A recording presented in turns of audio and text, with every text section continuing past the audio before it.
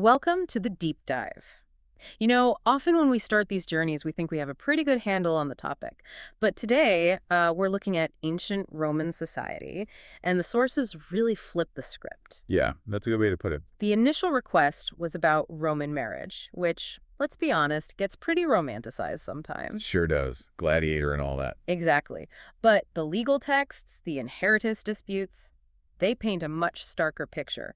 It's a world run by, well, really pragmatic legal structures. Unsentimental is the word I'd use. Everything, relationships, money, status, it was all tightly woven into these legal frameworks, this sense of authority. So our goal today isn't really about the romance of Rome. No, not at all. We want to give you a shortcut, cut through some of the myths, and get right to the core of Roman social life. We're talking power dynamics, contracts, legal status, hard stuff. And the key thing for you listening is to grasp just how fundamentally different their worldview was from ours, especially around what it meant to be a person, legally speaking. Right. Who had power? Who was actually independent? Spoiler, not many people. And what happened when things broke down? A will, a legal status. We're starting right at the foundation, the family. Okay, so to really understand Roman society, you have to start with this concept, patria potestas, the power of the father. It's foundational. And the sources themselves call it one of the strangest problems in legal history. It's kind of shocking. Shocking how just the severity. The severity, yes, but also how long it lasted. Centuries upon centuries, this idea remained central to Roman law. It defined everything. So what was this power exactly when we get our first clear look at it in the sources? Well, the paterfamilias, the head of the household, always male, had authority that was pretty close to absolute over the child's actual person, their body. And their property, too. And their property, crucially. And this didn't just stop when the child turned 18 or 21. Adulthood didn't automatically break this power. Let's list some of these powers, because absolute sounds intense. It really does sound like, well, domestic despotism. It bordered on it, legally speaking. The sources are clear. The father possessed the jus vitae nascisque. The power of life and death. Over his own children. Over his own children, yes. It's documented. Now, how often it was used is debated, but the legal right existed. Okay, wow. What else? Beyond life and death, there was the right of uncontrolled federal punishment, a corporal chastisement. He could discipline his son or daughter, sometimes severely, regardless of their age or public standing. Even if they were, say, a magistrate themselves. Potentially, yes. And he could fundamentally alter their personal condition, basically. Dictate their life path. So this gets into things like marriage, I assume, not just discipline. Absolutely. The paterfamilias decided who his son would marry, who his daughter would marry. He arranged it. And this is the part that really blows my mind. He could also dissolve those marriages. He could. He had the specific power to divorce children of either sex. If he decided an alliance wasn't working out for him, politically or financially. For him, not for the child. Correct. For his interests, or the family's interests as he saw them, he could order the divorce, the child's feelings, often not the primary concern. It's just such a different framework. The sources also mention selling or transferring children. That sounds extreme. It does, and by the later empire, the actual selling was heavily restricted, practically obsolete. But the legal mechanisms for transferring children, especially through adoption, reveal how deep this power ran. Tell me about adoption, then. How did that work under this system? It was incredibly formal, very ritualistic. To adopt a son, meaning to take him out from under his biological father's potestas and put him under the adoptive father's, sometimes required 3 distinct emancipations. 3 emancipations. Okay, that sounds technical. What is emancipatio and why 3? Right. Emancipatio was this ancient, very formal ceremony. Think scales, bronze weights, specific words. It was essentially a ritualized sale, a transfer of ownership. Like a sale of a person. Legally, yes. Now, Roman tradition held that a father could only sell his son 3 times. If he did it a 3rd time, the son was legally freed from his power. Ah, okay, so the adoption ritual mimics that. Exactly. To make the transfer absolute, to show the complete break, the adoption sometimes involved these 3 symbolic sales, followed by manumissions, acts of freeing, to ritually sever the tie completely. It really highlights that legally the son was treated almost like property requiring this complex legal machinery. Which brings us to this huge paradox in Roman life, right? This massive split between private life under the father and public life. It's one of the most fascinating aspects. You have this son living under essentially domestic tyranny in private law. He can't own property outright. with some exceptions we might get into. But military pay, maybe? Exactly, the peculium castrans. But generally, no independent ownership. Yet publicly, he could be a fully functioning citizen, voting, military service, holding office, arguing in the forum. So you could genuinely have a scenario where a 50-year-old general, maybe even a consul running the state. Is still legally under the financial and personal control of his 80-year-old father. Yes. That's just wild. And the father himself might be involved in public life, too. Oh, absolutely. The paterfamilias could be a magistrate. And in that public role, he might have to legally rule on a contract his own son made, or even punish his son for some public offense. While still holding absolute power over him at home. Exactly, a radical split between private power and public persona. Did this system just last forever? Or did Roman society eventually start chipping away at this absolute power? It did erode, but incredibly slowly. It took centuries. By the time you get to the late Empire, things had changed quite a bit, though remnants were still there. Like the power of life and death, surely that faded. Oh, yes, that virtually disappeared from practice and law. And the right of just, being your adult children whenever you felt like it, that softened. It became more like a right to bring their offenses before a proper civil magistrate. The state started intervening more. And the marriage control, that seems like a key area for change. That also weakened significantly.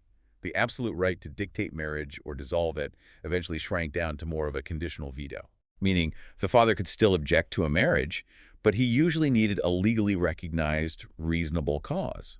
It couldn't just be pure whim anymore. It shows this very slow, grinding move towards recognizing some individual agencies, especially around marriage. But man, it took a long time. Okay, so if the father's power shaped your life, your death was shaped by the will. And it sounds like the Romans approached death with the same kind of legalistic pragmatism. Sentiment wasn't the priority. Not at all. When you look at Roman wills, the absolute #1 priority, legally speaking, was something called universal succession. Universal succession, what does that mean in practice? It means the instant, seamless transfer of the entire legal identity of the deceased, not just their assets, but their rights, their social standing, and, importantly, their debts and obligations onto the designated heir or co-heirs. So the heir wasn't just getting the house and money, they were becoming the deceased, legally speaking. In a very real sense, yes. They stepped into their legal shoes. And here's the kicker, the detail that shows the system's priority. If the will failed to properly establish this universal succession, if the heir wasn't validly appointed or couldn't inherit. Then what? The specific gifts, the legacies, still stood. Nope, the entire will became invalid, void, kaput. It didn't matter how carefully you listed who gets the silver spoons or the farm in Gaul. If that core succession mechanism failed, the whole thing collapsed. Continuity of the legal structure was paramount. Wow. That puts immense pressure on getting the heir appointment right. But what if someone did get it right, but used it unjustly? Say a father completely cuts off his deserving children out of spite. Was there any way to fight back? There was, but it was a legal nuclear option. It was called the querela inefficiosi testamenti, the complaint of an unduteous or undutiful will. Undutiful. So you're arguing the testator failed in their moral duty to provide for a close family. Precisely. Close relatives, children, sometimes parents who felt they were unfairly excluded, could bring this complaint. But the legal argument they had to make was, well, it was brutal. How so? To succeed, you essentially had to argue that the deceased was not of sound mind when they made the will. The legal fiction was that their judgment was condemned as that of a lunatic. You had to claim your dead parent was insane, just to get your inheritance. Basically, yes, because the will itself was considered so legally sacrosanct, only proving mental incapacity could justify overturning it. It wasn't enough to say it was unfair. You had to argue it was irrational. That's quite a thing to argue about your own family. Is there a case example that shows how this works? Oh yeah, the jurists give us a classic one. A mother makes a will. She appoints an outsider, someone not related, to inherit 3/4 of her estate. She gives one daughter the remaining quarter, and the other daughter, completely left out. Nothing. Okay, so the excluded daughter brings the querela, and she wins. She does. She successfully challenges the will as undutiful. So does the whole will just get thrown out? Does the outsider lose their 3/4, the first daughter lose her quarter, and everything get divided as if there was no will intestate? Ah, see, this is where Roman law gets incredibly nuanced and, frankly, quite clever. The answer is no. The will wasn't completely broken. How can it be only partially broken? It was deemed intestate only in part. The court recognized that excluding one daughter was undutiful, but they didn't necessarily think the entire will was lunatic. So the daughter who was included in the will, the one who got the quarter share, She keeps it. she keeps her quarter share as per the will. The will is valid regarding her portion. It's only the part appointing the outsider that's nullified. The excluded daughter then claims her rightful share based on the rules of intestacy, but only from the portion that would have gone to the outsiders. So the excluded daughter gets her share, the included daughter keeps hers, and the outsider gets bumped. It's like a legal compromise. Exactly. It tries to balance the injustice done to the excluded heir with respecting the parts of the will that weren't deemed undutiful. It's complex legal maneuvering. It sounds like it would lead to endless court battles. It really underscores that death, like life, was about contracts and legal standing, not just family ties. Absolutely. It was all about the contractual aftermath. And we see this same focus on assets when marriage is ended too. While we don't have specific divorce cases in this set of sources, the principles are clear from inheritance law. The big fight, the really contentious part of dissolving a union, was almost always about the dowry. Getting the dowry back, that was the main financial consequence. That was usually the big ticket item, yes. And just like with wills, distributing assets after death via specific gifts or legacies was also tightly controlled. You mentioned the heir had to get a certain amount. Right, because otherwise, why would an heir accept the burden of the deceased debts and duties if all the valuable assets were given away as legacies? This led to the Lex Falsidia. The Falsidian law, what did it do? It guaranteed the heir received at least 1/4 of the net value of the entire estate. If the testator left legacies that totaled more than 3/4 of the estate's value, those legacies would all be proportionally reduced. Until the heir's quarter share was secured. Precisely. The Falsidian portion, they called it. And calculating that quarter must have been tricky with things like slaves or land. Very specific rules. You had to use the genuine market value of everything, including slaves, deduct debts, and then calculate the quarter. It just reinforces again how people, as property, were factored into these cold, hard economic calculations. And the testator could add all sorts of conditions even to these smaller gifts, the legacies? Oh, absolutely. The level of detail is amazing. Legacies could be conditional. I leave my vineyard to Marcus if he pays 100 sesterces to my heir, tying things together. Or paid out over time. Yes, very common. Yeah. Paid in installments after 1, 2, and 3 years. It shows this desire for incredibly precise contractual control over wealth, extending long after death. It's all business. Okay, so we've seen this relentless focus on legal status and structure in the family and in death. Now let's see how it plays out in the justice system itself. Because Roman justice was anything but blind, right? Far from it. This brings us to a really crucial distinction that became formalized over time. The divide between the honestiores and the humiliores. The more honorable and the more lowly. Exactly. While some difference in treatment probably always existed, this formal legal division, separating citizens into these two broad classes, really starts getting codified, written into law, around the 2nd century AD. And this wasn't just about social snobbery. This had real legal consequences. Absolutely critical ones. Being an honestior wasn't just a nice title, it was a legal shield. It meant you were subject to different, less harsh, less degrading punishments than a humilior for the exact same crime. Different rules entirely. Different rules, sometimes even different courts or procedures. And there were even layers within the honestiores. But the big dividing line was access to certain punishments. The really brutal stuff being thrown to beasts, crucifixion, hard labor in the mines, that was generally reserved for the humiliors. Okay, so your legal status determined how much pain the state could inflict on you. What about soldiers? Where did they fit in? They weren't all aristocrats. That's a great point. Soldiers occupied a kind of privileged middle ground. Even if they came from humble origins, their military service granted them many of the legal privileges of the honestiores, at least while serving. So, special treatment for the army. Yes. Their crimes were usually categorized, was it a military offense or a standard civil crime? Yeah. And the jurists, like Modestinus, carefully listed the appropriate military punishments. What kind of things? Things like castigation, which could mean flogging, but perhaps a lot severe than for civilians' fines, extra duties or fatigues, manurum indictio, they call it, being transferred, demoted, or the ultimate military punishment, dishonorable discharge. But what was the key privilege they shared with the honestiores? The thing they were protected from?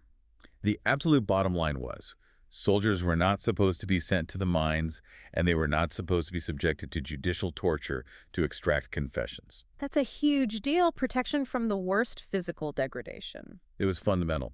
And what's really telling is that legal sources mention this protection had to be explicitly reaffirmed. Why? Because apparently some commanders, the historian Cassius Dio, when he was a governor, is mentioned as an example, had sometimes ignored it and tortured soldiers anyway. So the rule existed, but it needed enforcing against powerful figures who might try to override it. Shows the tension. Exactly. It shows that maintaining these status distinctions, even for soldiers, required ongoing vigilance and assertion of the law against powerful individuals. This idea of who holds ultimate power comes up with the death penalty too, doesn't it? Who could actually order an execution? Yes, the Romans were extremely cautious about capital jurisdiction. The power to sentence someone to death was very tightly controlled.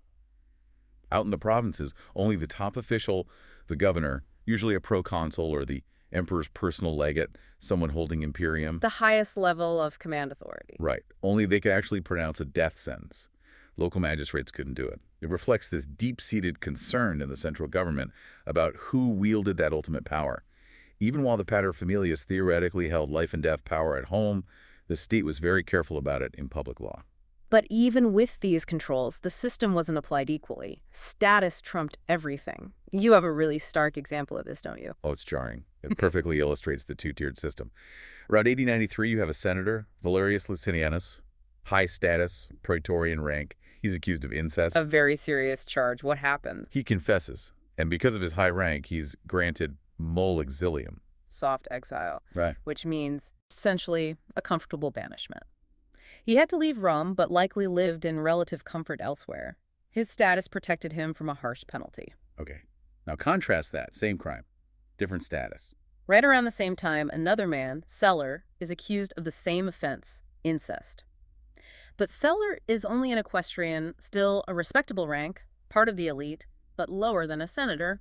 What happens to Celer? He was beaten to death with rods in a public assembly.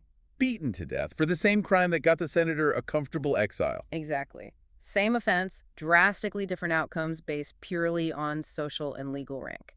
It couldn't be clearer. It really reveals the core philosophy, doesn't it? Justice wasn't about equality. It was about maintaining the social order and protecting the dignitas, the inherent dignity of the elite. Precisely. Punishment for an honest juror had to be, in a sense, dignified, even if they were guilty. Quick, clean, avoiding public humiliation if possible. For a humiliar, punishment was often deliberately brutal, public, and degrading, meant to serve as a visceral warning to others of their class. The law reflected and reinforced the hierarchy. So life was complex and hierarchical even for the freeborn. But what about those who started as slaves and gained their freedom? That must have been another layer of legal complexity. Absolutely, and this brings us to a really interesting legal category. The Junian Latins. Junian Latins. Okay, who were they? This status was created by a specific law, the Lex Junia. It applied to ex-slaves who were freed, but freed informally. Informally, what does that mean? Not through the proper legal channels. Exactly.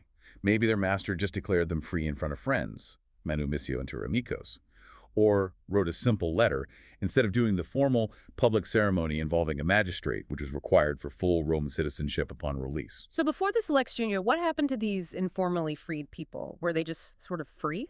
Their status was really shaky, very precarious. The sources sometimes call them civs, nullius, certis civitatis, basically, citizens of no definite state.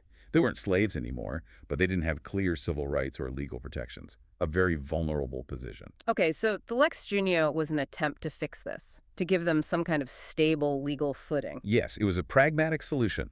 It granted these Junian Latins many important rights they lacked before the right to own property, make contracts, use the courts. It was a big step up from that legal limbo. Sounds like a positive development. More justice for freed people? It was, but, and this is a huge but, this freedom came with very significant strings attached. The rights they gained were mostly for their lifetime only and related to their personal activities and earnings. Lifetime only. What happened when they died? And what about inheritance? That's the core restriction, the economic engine behind the status. A Junian Latin could work, trade, accumulate wealth, maybe even become quite successful. But upon their death, all of their property, everything they had acquired. Went to their children? No. It reverted entirely to their former master or the master's heirs. The Juni in Latin had no right to make a will and couldn't pass their property on to their own family. They also generally couldn't inherit from others. Wow. So they were free to earn, but not free to bequeath. The former master essentially held a reversionary interest in their entire life's work. Precisely. It's a fascinating blend of policies. On one hand, it recognized the merit of these informally freed slaves and gave them a more secure life. On the other, it discouraged masters from freeing slaves too easily, since full manumission meant losing all claim. And crucially, it ensured that the economic benefits generated by these freed persons ultimately flowed back to the master class. It really frames freedom itself as an economic arrangement, a contract with conditions, not just a fundamental human right. That's a perfect way to put it. It was conditional freedom, heavily tied to the financial interests of the powerful. And this constant calculation, this tension between, say, public good and private profit, seems to run through Roman society at all levels, doesn't it? Even among the elite citizens. Oh, absolutely. That conflict is a recurring theme. You see writers like Cicero quoting Aristotle. Most men wish what is noble, but choose what is profitable. It captures that fundamental tension in Roman public life. And Cicero himself was constantly caught up in this, wasn't he? Accusations flying back and forth about money and political deals. His whole career is a case study. His exile after dealing with the Catalan conspiracy, his bitter feuds with figures like Clodius Pulcher, often involving disputes over property and political maneuvering. In Rome, accusing your opponent of financial impropriety or backroom deals was standard political warfare. It suggests a system where, although everyone paid lip service to serving the state, the reality was often about shrewd self-interest. It was a constant balancing act. The system demanded public service, military duty, civic responsibility, but fulfilling those duties often came at personal cost, time away from managing your property, risks to your finances, and because it was hard to know if your rivals were really acting selflessly. There's always pressure to look out for number one, just in case. Exactly. There was a pervasive sense of needing to be shrewd, calculating to protect your own interests because you couldn't always trust others weren't doing the same. It created this climate of suspicion that could undermine the ideals of citizenship. Even something as basic as military service involved weighing the public duty against who would manage the farm back home. Personal and public interests were always in this kind of pragmatic, unsentimental tug-of-war. #outro. Well, this has been quite the deep dive, stripping away some of the romantic veneer from ancient Rome. What emerges from the legal sources is a society built on really rigid hierarchy and contractual logic. Yeah, from cradle to grave. Yeah. From the overwhelming power of the patria potestas controlling life to the strict rules of universal succession dictating what happened after death. Status and contract were everything. It really hammered home that legal standing, who you were in the eyes of the law, determined almost every aspect of your existence and treatment. I think the final takeaway really is that Roman society, for all its legal genius and sophistication, took an incredibly pragmatic, almost cold approach to its most basic building blocks: family, freedom, property. Not much room for sentimentality in the law courts or the household rules. Very little. It was always contingent on power, property, who held the authority under the contract, whether that contract was marriage, manumission, or a will. And we've seen this fascinating contradiction throughout a highly developed public legal system with courts and citizenship and complex statutes. Existing side by side with this near absolute power within the home, the patria potestas. Yeah. A man could be a voting citizen in the forum, subject to public laws, While still being legally subordinate to his father in almost every personal and financial matter. Or, conversely, holding that power over his own adult children. It's that duality that leaves us with a final thought for you, the listener, to ponder. If Roman law could support both this sophisticated public sphere and this intense private hierarchy, this domestic despotism, where did real individual liberty, genuine personal autonomy, actually reside in the Roman world? Was it found in public status, or is it something else entirely?